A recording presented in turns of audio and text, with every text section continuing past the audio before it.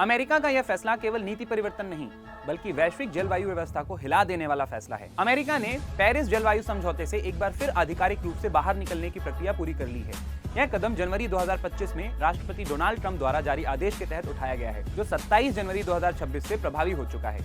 इससे पहले अमेरिका 2017 में पहली बार इस समझौते से बाहर निकला था, जिसे 2021 में राष्ट्रपति जो बाइडेन ने अपने कार्यकाल के पहले ही दिन पलट दिया था। पेरिस एग्रीमेंट, जिसे 2015 में 196 देशों ने अपनाया था, उसका उद्देश्य था जलवायु परिवर्तन के विरुद्ध वैश्विक कार्रवाई को मजबूत करना। इसका लक्ष्य स्पष्ट था, वैश्विक तापमान वृद्धि को 1.5 डिग्री सेल्सियस तक सीमित रखना, या कम से कम औद्योगिक युग से पहले के स्तर की तुलना में 2 डिग्री सेल्सियस से नीचे बनाए रखना, ताकि सदी के अंत तक विनाशकारी और अपरिवर्तनीय जलवायु क्षति को रोका जा सके। अमेरिका का यह निर्णय केवल पेरिस समझौते तक सीमित नहीं है।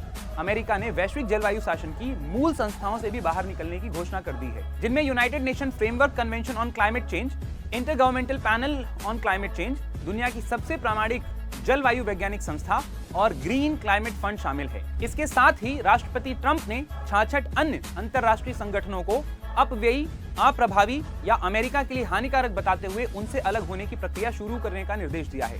इन संगठनों में 35 गैर संयुक्त राष्ट्र और 31 संयुक्त राष्ट्र से जुड़े संगठन शामिल हैं, जो जलवायु परिवर्तन, जैव विविधता संरक्षण और स्वच्छ ऊर्जा जैसे क्षेत्रों में अहम भूमिका निभाते हैं, जिसमें International Union for Conservation of Nature, World Health Organization, UN Human Rights Council और यूनेस्को भी शामिल है।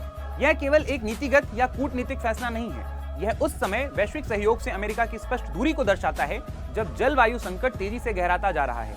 इसके प्रभाव केवल अमेरिका तक सीमित नहीं रहेंगे, बल्कि वैश्विक जलवायु सुरक्षा, विज्ञान आधारित अंतरराष्ट्रीय नीतियों और आने वाली पीढ़ियों के भविष्य पर गहरे और दीर्घकालिक असर डालेंगे।